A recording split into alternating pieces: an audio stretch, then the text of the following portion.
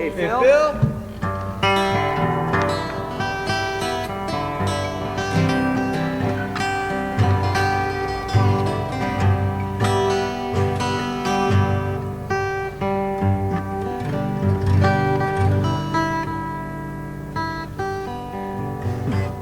I think we're gonna work slowly into the rock and roll portion of the show. We don't want to rush into anything. And we can persuade our bass player to come out here and Phil, sing with Phil, us. where are you, Phil?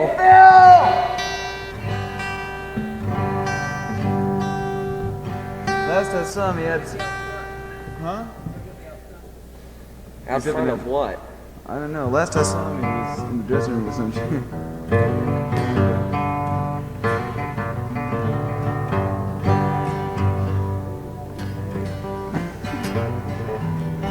We're gonna do a sacred number for you. More or less in keeping with the spirit of the season.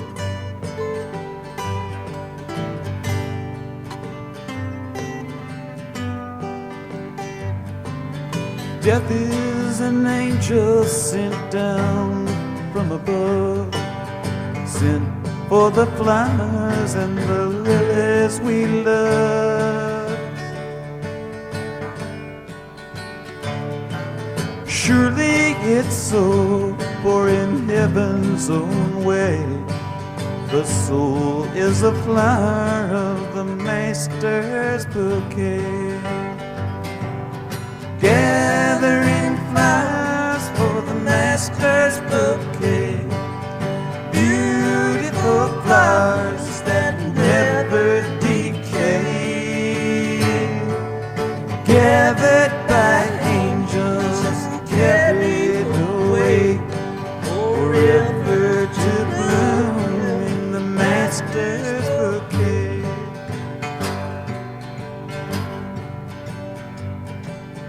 We must be faithful till last work is done, blooming away in the warmth of the sun.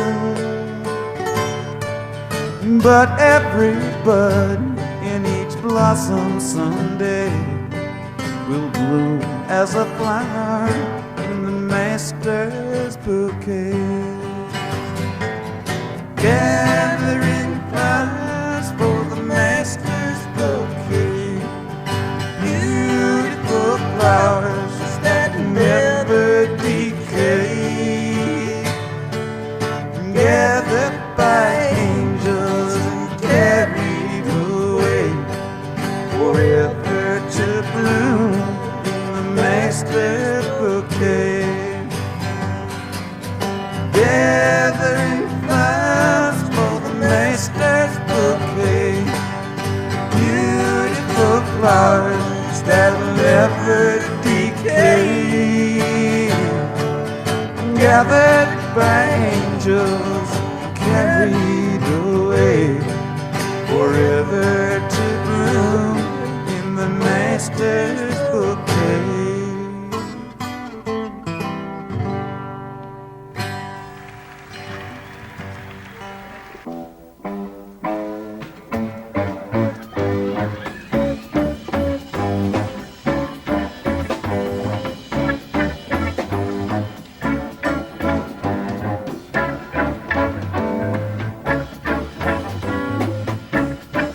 Mississippi River, big and wide.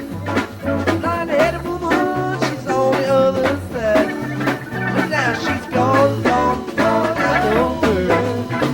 'Cause I'm sitting on top of the world.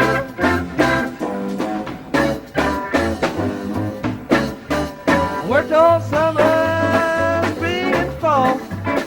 Blonde-headed woman, she was gone it all. Now she's gone, gone, gone, I don't worry, 'cause I'm sitting on top of the world.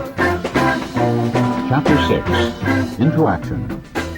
Having made our personal inventory, what shall we do about it? We have been trying to get a new attitude, a new relationship with our Creator, and to discover the obstacles in our path. We have admitted certain defects, we have ascertained in a rough way what the trouble is, we have put our finger on the weak items in our personal inventory. Now, these are about to be cast out.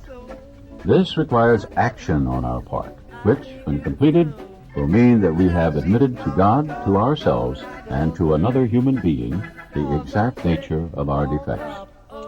This brings us to the fifth step in the program of recovery mentioned in the preceding chapter. This is perhaps difficult, especially discussing our defects with another person. We think we have done well enough in admitting these things to ourselves. There is doubt about that. In actual practice, we usually find a solitary self-appraisal insufficient. Many of us thought it necessary to go much further.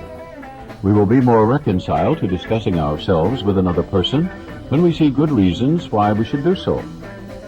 The best reason first. If we skip this vital step, we may not overcome drinking. Time after time, newcomers have tried to keep to themselves certain facts about their lives. Trying to avoid this humbling experience, they have turned to easier methods. Almost invariably, they got drunk. Having persevered with the rest of the program, they wondered why they fell. We think the reason is that they never completed their house cleaning. They took inventory all right, but hung on to some of the worst items in stock. They only thought they had lost their egoism and fear. They only thought they had humbled themselves. But they had not learned enough of humility, fearlessness, and honesty, in the sense we find it necessary, until they told someone else all their life story. More than most people, the alcoholic leads a double life. He is very much the actor. To the outer world, he presents his stage character. This is the one he likes his fellows to see. He wants to enjoy a certain reputation, but knows in his heart he doesn't deserve it. The inconsistency is made worse by the things he does on his sprees. Coming to his senses, he is revolted at certain episodes he vaguely remembers. These memories are a nightmare. He trembles to think someone might have observed him. As far as he can, he pushes these memories far inside himself. He hopes they will never see the light of day. He is under constant fear and tension. That makes for more drinking. Psychologists are inclined to agree with us. We have spent thousands of dollars for examinations. We know but few instances where we have given these doctors a fair break. We have seldom told them the whole truth, nor have we followed their advice. Unwilling to be honest with these sympathetic men, we were honest with no one else. Small wonder many in the medical profession have a low opinion of alcoholics and their chance for recovery. We must be entirely honest with somebody if we expect to live long or happily in this world. Rightly and naturally, we think well before we choose the person or persons with whom to take this intimate and confidential step. Those of us belonging to a religious denomination which requires confession must, and of course, will want to go to the properly appointed authority whose duty it is to receive it. Though we have no religious connection, we may still do well to talk with someone ordained by an established religion. We often find such a person quick to see and understand our problem. Of course, we sometimes encounter people who do not understand alcoholics. If we cannot or would not rather do this, we search our acquaintance for a close-mouthed, understanding friend. Perhaps our doctor or psychologist will be the person. It may be one of our own family, but we cannot disclose anything to our wives or our parents which will hurt them and make them unhappy. We have no right to save our own skin at another person's expense. Such parts of our story we tell to someone who will understand, yet be unaffected. The rule is we must be hard on ourselves, but always considerate of others.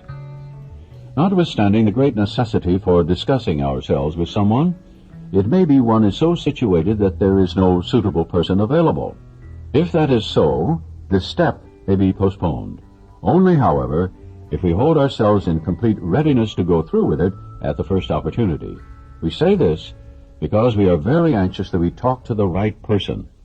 It is important that he be able to keep a confidence, that he fully understand and approve what we are driving at, that he will not try to change our plan. But we must not use this as a mere excuse to postpone. When we decide who is to hear our story, we waste no time. We have a written inventory, and we are prepared for a long talk.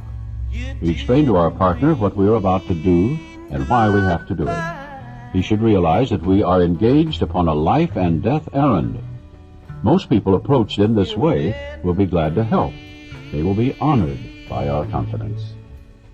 We pocket our pride and go to it, illuminating every twist of character, every dark cranny of the past. Once we have taken this step, withholding nothing, we are delighted. We can look the world in the eye. We can be alone at perfect peace and ease. Our fears fall from us. We begin to feel the nearness of our Creator. We may have had certain spiritual beliefs, but now we begin to have a spiritual experience. The feeling that the drink problem has disappeared will often come strongly. We feel we are on the broad highway, walking hand in hand with the Spirit of the universe. Returning home, we find a place where we can be quiet for an hour, carefully reviewing what we have done. We thank God from the bottom of our heart that we know Him better. Taking this book down from our shelf, we turn to the page which contains the 12 steps.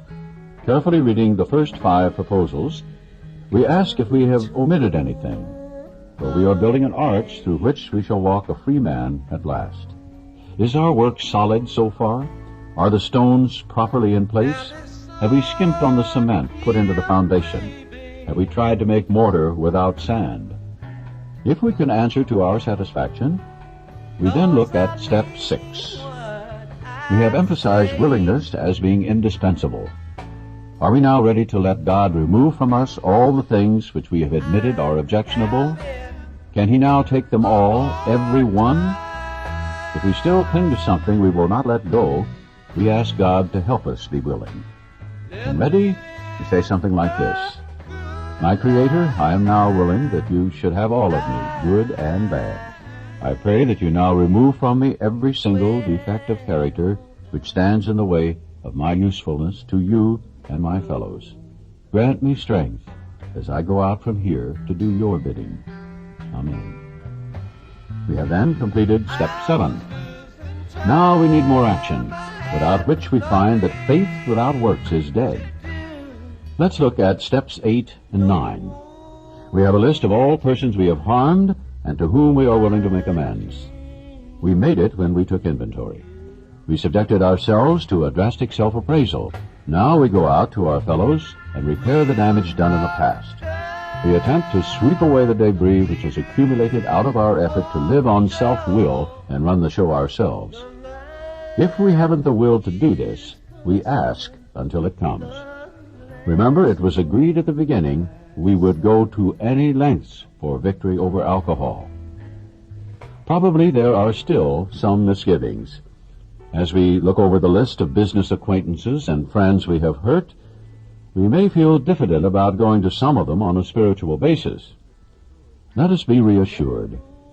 To some people, we need not and probably should not emphasize the spiritual feature on our first approach. We might prejudice them. At the moment, we are trying to put our lives in order. But this is not an end in itself. Our real purpose is to fit ourselves to be of maximum service to God and the people about us. It is seldom wise to approach an individual who still smarts from our injustice to him and announce that we have gone religious. In the prize ring, this would be called leading with a chin. Why lay ourselves open to being branded fanatics or religious bores? We may kill a future opportunity to carry a beneficial message. But our man is sure to be impressed with a sincere desire to set right the wrong. He's going to be more interested in a demonstration of goodwill than in our talk of spiritual discoveries.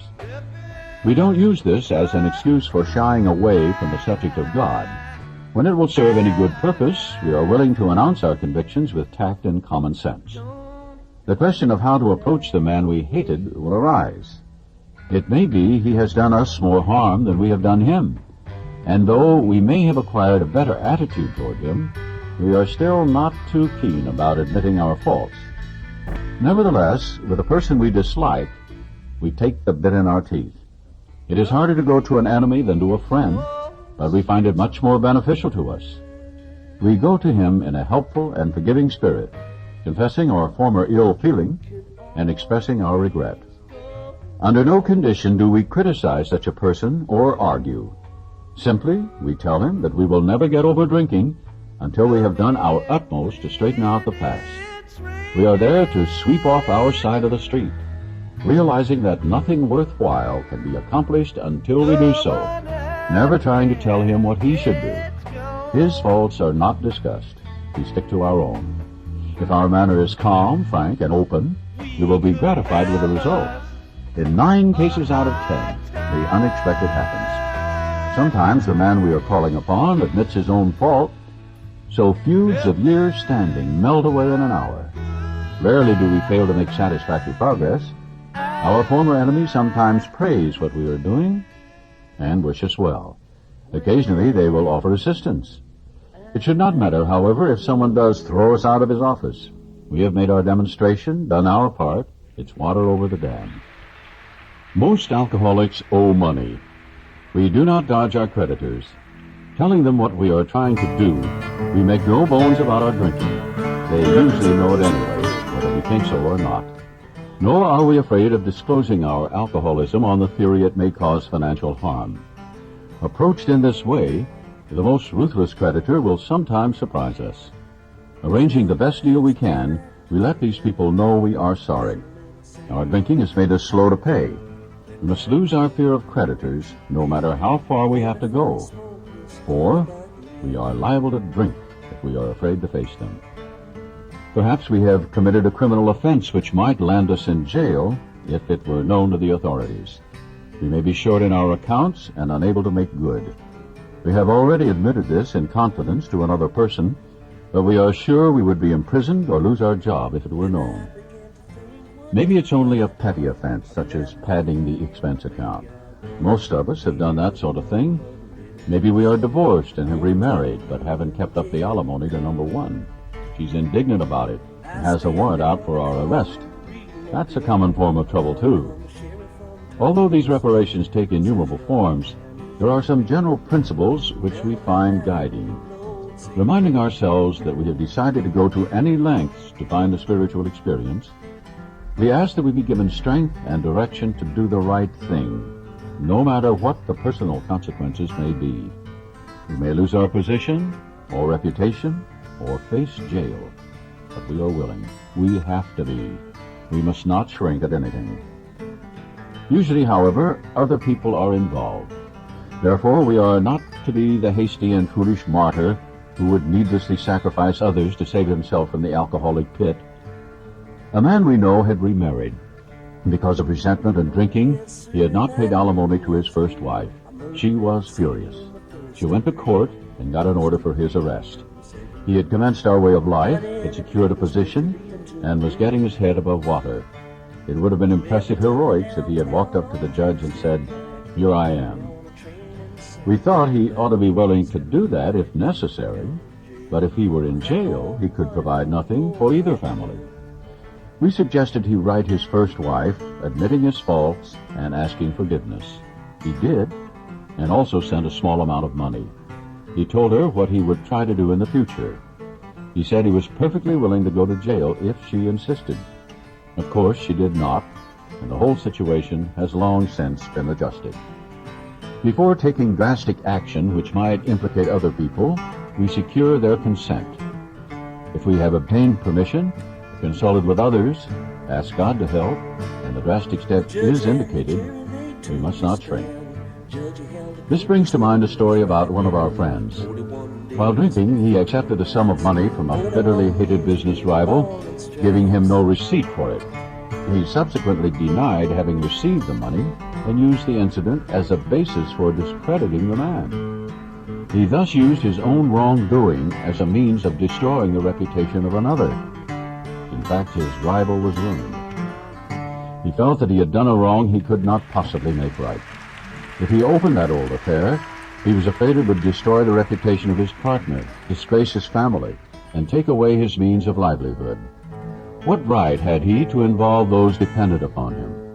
How could he possibly make a public statement exonerating his rival?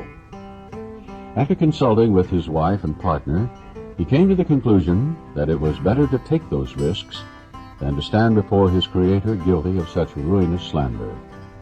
He saw that he had to place the outcome in God's hands, or he would soon start drinking again and all would be lost anyhow. He attended church for the first time in many years. After the sermon, he quietly got up and made an explanation. His action met widespread approval. Today, he is one of the most trusted citizens of his town. This all happened years ago. The chances are that we have domestic troubles. Perhaps we are mixed up with women in a fashion we wouldn't care to have advertised. We doubt if, in this respect, alcoholics are fundamentally much worse than other people. But drinking does complicate sex relations in the home. After a few years with an alcoholic, a wife gets worn out, resentful, and uncommunicative. How could she be anything else? The husband begins to feel lonely, sorry for himself. He commences to look around in the nightclubs, or their equivalent, for something besides liquor. Perhaps he's having a secret and exciting affair with the girl who understands. In fairness, we must say that she may understand, but what are we going to do about a thing like that?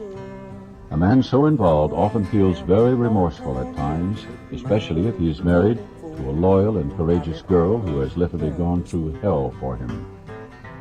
Whatever the situation, we usually have to do something about it. If we are sure our wife does not know, should we tell her? Not always, we think. If she knows in a general way that we've been wild, should we tell her in detail? Undoubtedly, we should admit our fault. She may insist on knowing all the particulars. She will want to know who the woman is and where she is. We feel we ought to say to her that we have no right to involve another person. We are sorry for what we have done, and God willing, it shall not be repeated. More than that, we cannot do. We have no right to go further. Though there may be justifiable exceptions, and though we wish to lay down no rule of any sort, we have often found this the best course to take. Our design for living is not a one-way street. It is as good for the wife as for the husband. If we can forget, so can she. It is better, however, that one does not needlessly name a person upon whom she can vent jealousy. Perhaps there are some cases where the utmost frankness is demanded. No outsider can appraise such an intimate situation. It may be that both will decide that the way of good sense and loving kindness is to let bygones be bygones. Each might pray about it, having the other one's happiness uppermost in mind. Keep it always in sight that we are dealing with that most terrible human emotion, jealousy. Good generalship may decide that the problem be attacked on the flank rather than risk a face-to-face combat. If we have no such complication, there is plenty we should do at home. Sometimes we hear an alcoholic say that the only thing he needs to do is to keep sober. Certainly he must keep sober, for there will be no home if he doesn't. But he is yet a long way from making good to the wife or parents whom for years he has so shockingly treated. Passing all understanding is the patience mothers and wives have had with alcoholics. Had this not been so, many of us would have no homes today, would perhaps be dead. The alcoholic is like a tornado roaring his way through the lives of others. Hearts are broken. Sweet relationships are dead. Affections have been uprooted. Selfish and inconsiderate habits have kept the home in turmoil. We feel a man is unthinking when he says that sobriety is enough. He is like the farmer who came up out of his cyclone cellar to find his home ruined. To his wife he remarked, "Don't see anything the matter here, Ma. Ain't it grand the wind stopped blowing?" Yes, there is a long period of reconstruction ahead. We must take the lead. A remorseful mumbling that we are sorry won't fill the bill at all. We ought to sit down with the family and frankly analyze the past as we now see it, being very careful not to criticize them. Their defects may be glaring, but the chances are that our own actions are partly responsible. So we clean house with the family, asking each morning in meditation that our Creator show us the way of patience, tolerance, kindliness, and love. The spiritual life is not a theory. We have to live it. Unless one's family expresses a desire to live upon spiritual principles, we think we ought not to urge them. We should not talk incessantly to them about spiritual matters. They will change in time. Our behavior will convince them more than our words. We must remember that 10 or 20 years of drunkenness would make a skeptic out of anyone. There may be some wrongs we can never fully right. We don't worry about them if we can honestly say to ourselves that we would write them if we could. Some people cannot be seen. We send them an honest letter, and there may be a valid reason for postponement in some cases, but we don't delay if it can be avoided. We should be sensible, tactful, considerate, and humble without being servile or scraping. As God's people, we stand on our feet. We don't crawl before anyone. If we are painstaking about this phase of our development, we will be amazed before we are halfway through. We are going to know a new freedom and a new happiness. We will not regret the past, nor wish to shut the door on it. We will comprehend the word serenity, and we will know peace. No matter how far down the scale we have gone, we will see how our experience can benefit others. That feeling of uselessness and self-pity will disappear. We will lose interest in selfish things and gain interest in our fellows. Self-seeking will slip away. Our whole attitude and outlook upon life will change. Fear of people and of economic insecurity will leave us. We will intuitively know how to handle situations which used to baffle us. We will suddenly realize that God is doing for us what we could not do for ourselves. Are these extravagant promises? We think not. They are being fulfilled among us, sometimes quickly, sometimes slowly. They will always materialize if we work for them. This thought brings us to step 10, which suggests we continue to take personal inventory and continue to set right any new mistakes as we go along. We vigorously commenced this way of living as we cleaned up the past. We have entered the world of the Spirit. Our next function is to grow in understanding and effectiveness. This is not an overnight matter. It should continue for our lifetime. Continue to watch for selfishness, dishonesty, resentment, and fear. When these crop up, we ask God at once to remove them. We discuss them with someone immediately and make amends quickly if we have harmed anyone. Then we resolutely turn our thoughts to someone we can help. Love and tolerance of others is our code. And we have ceased fighting anything or anyone, even alcohol. For by this time, sanity will have returned. We will seldom be interested in liquor.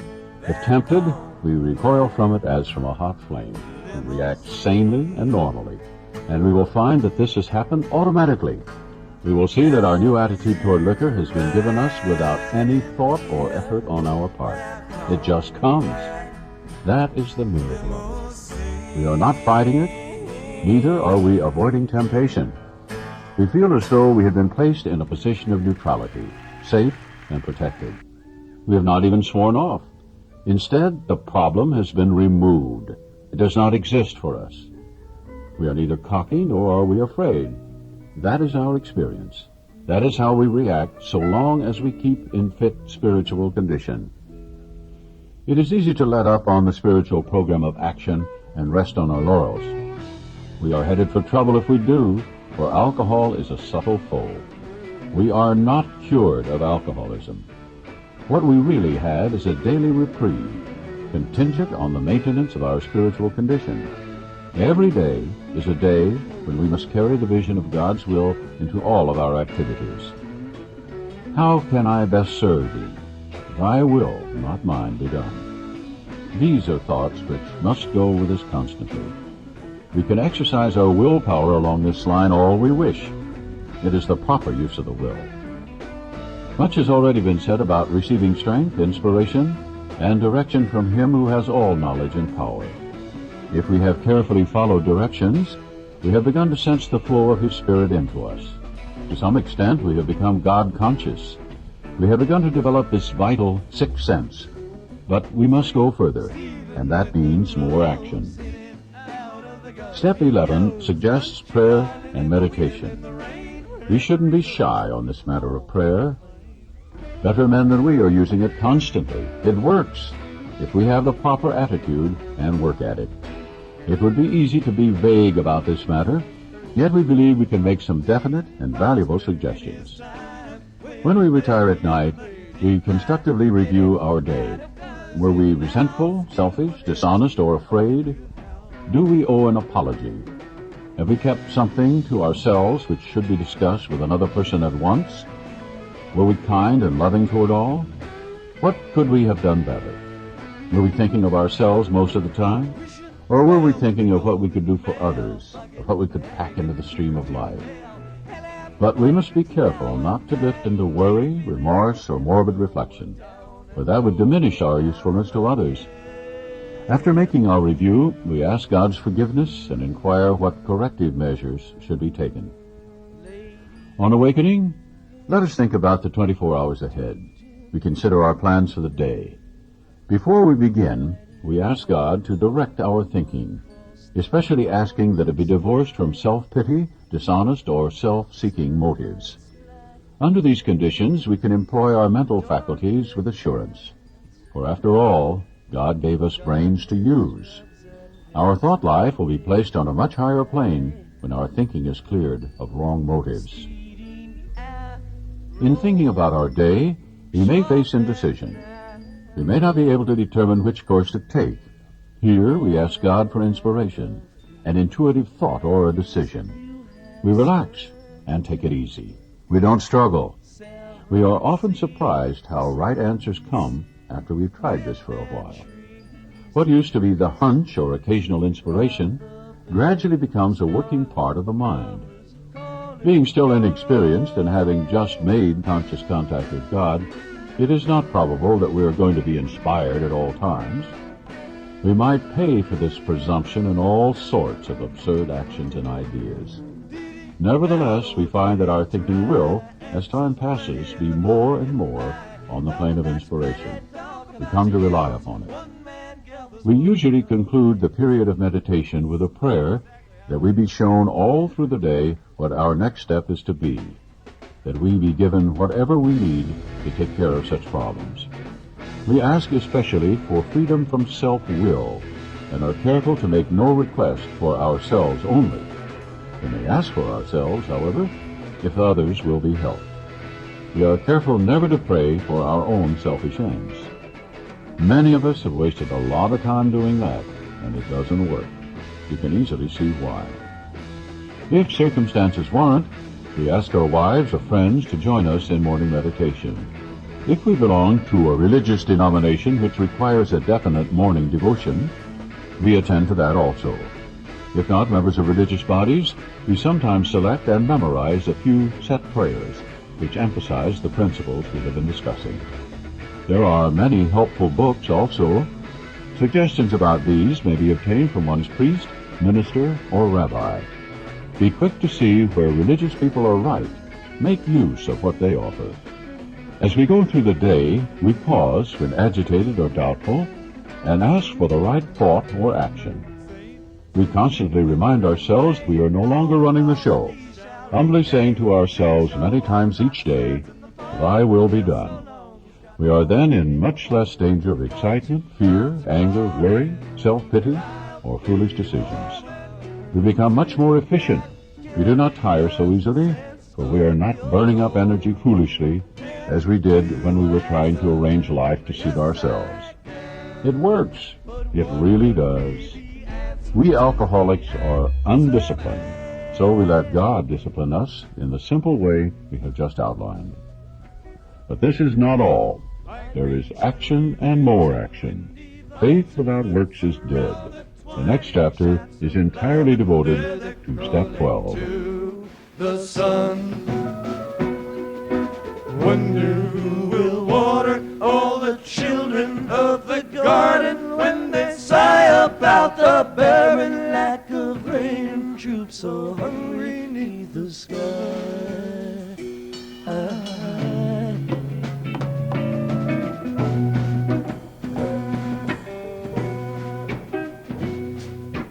Underfoot the ground is patched with climbing moss of ivy wrapped around the manzanite is dark and shiny in the breeze.